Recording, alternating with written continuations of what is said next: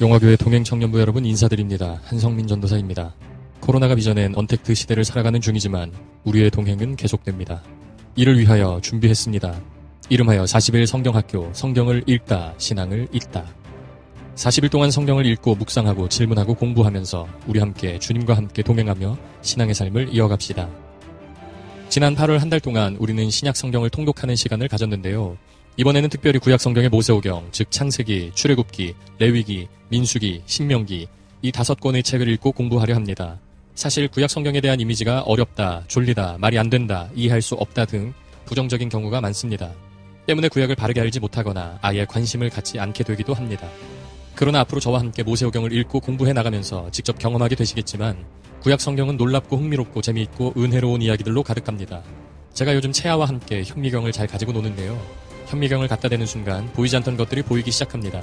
없었던 것이 생겨나는 게 아닙니다. 이미 존재했지만 맨눈으로는 보이지 않던 것들이 현미경이라는 특수한 렌즈를 갖다 대는 순간 보이기 시작한 것이지요. 성경도 마찬가지입니다. 독특한 렌즈를 통해 들여다보는 그 순간부터 이전에 보이지 않던 것들이 보이기 시작할 것입니다. 이 렌즈를 여러분에게 소개시켜드리고 또 여러분의 눈에 장착할 수 있도록 도와드릴 것입니다. 그래서 결국 어렵고 졸리고 말이 안 되고 이해할 수 없던 성경을 놀랍고 흥미롭고 재미있고 은혜롭게 볼 수 있게 될 것입니다.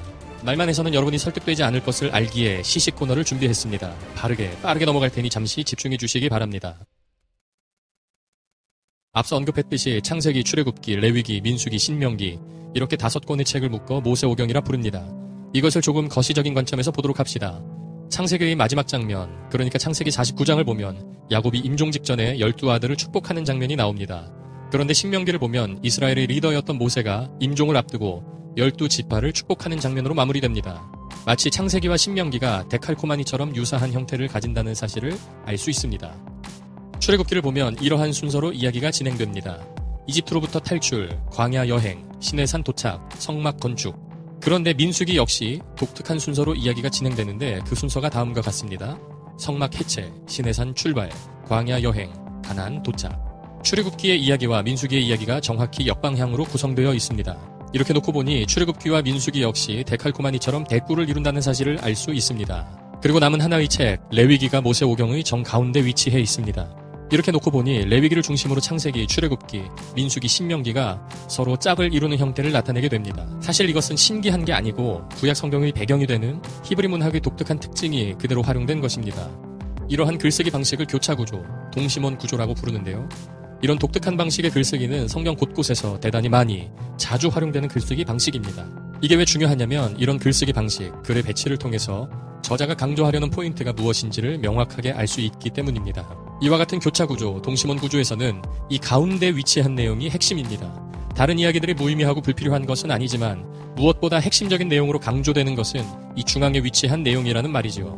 즉, 창세기와 출애굽기, 그리고 민수기와 신명기의 정확히 가운데 놓인 레위기, 이 레위기가 바로 모세오경의 핵심이 되는 책이라는 말입니다. 한 가지 더 흥미로운 게 있습니다. 창세기부터 출애굽기, 그리고 민수기에서 신명기까지는 시간의 흐름에 관한 언급이 있습니다. 하루가 지났다든지 40일, 40년이 흘렀다는 등 시간이 언급이 됩니다. 그런데 레위기에서는 시간에 대한 어떤 표현도 묘사도 등장하지 않습니다. 마치 시간이 정지한 것처럼 또는 시간을 초월한 것처럼 느껴지도록 기록된 성경이 레위기라는 사실입니다. 의문이 생깁니다. 왜 모세오경의 저자는 레위기에서 시간에 관한 언급을 뺀 것일까요? 하나만 더 살펴봅시다. 모세오경의 큰 그림을 두고 봤을 때 중간에 위치한 레위기가 핵심적인 책이라는 사실을 앞서 살펴봤습니다. 그런데 흥미롭게도 레위기 역시 동심원 구조로 설계되어 있습니다. 1에서 7장까지 제사에 관한 규정, 8에서 10장까지 제사장에 관한 규정, 11에서 15장까지 정결에 관한 규정, 16장은 속죄일에 관한 규정, 17에서 20장까지 거룩에 관한 규정, 21에서 22장까지 제사장에 관한 규정, 23장에서 27장까지 절기, 축제에 관한 규정, 이렇게 정리됩니다. 이와 같은 동심원 구조에서는 가운데에 위치한 내용이 핵심이 된다고 말씀드렸습니다. 즉, 레위기의 핵심은 바로 16장, 속죄일에 관한 규정입니다. 더 흥미로운 사실은 16장 역시 동심원 구조로 되어 있다는 사실입니다. 그러니까 마치 현미경으로 확대하고 더 확대하고 더 확대해 들어가는 것처럼 모세오경과 레위기, 그리고 레위기 16장이 동일하고도 치밀한 구성을 보여준다는 것이죠. 같은 방식으로 레위기 16장을 들여다보면 다음과 같은 구조를 발견하게 됩니다. 서론, 여호와께서 모세에게 말씀하셨다. A. 아론은 오직 정해진 때에만 지성소에 들어갈 수 있다. B. 아론의 제물과 특별한 복장. C. 백성이 제물을 바침. D. 아론이 바치는 속죄제 염소, 아사셀 염소. E. 아론이 황소를 바침. F. 속죄제물로 바쳐진 염소. X. 속죄 예식. F. 광야로 보내진 염소. E. 아론의 마무리. D. 아론이 바치는 속죄제 황소, 염소, 아사셀 염소. C. 백성이 스스로를 낮춤. B. 대제사장이 특별한 복장을 하고 속죄 예식을 집행. A. 대제사장이 1년에 오직 한 번 속죄할 수 있다. 결론, 여호와께서 모세에게 말씀하신 대로. 이제 동심원 구조의 특징을 기억하실 겁니다. 핵심은 가운데에 있다. 즉 레위기 16장의 주제는 속죄 예식입니다. 정리하자면 모세오경은 동심원 구조로 기록되었고 그 중심에는 레위기가 위치합니다. 레위기는 동심원 구조로 기록되었고 그 중심에는 레위기 16장이 위치합니다. 레위기 16장은 동심원 구조로 기록되었고 그 중심에는 속죄 예식이 위치합니다. 결국 이 모든 것을 두고 내릴 수 있는 결론은 다음과 같습니다. 모세오경이 정말 강조하려는 핵심 내용은 바로 속죄 예식이다. 즉 속죄 예식이 모세오경의 주제가 된다는 것이지요. 또다시 의문이 생깁니다.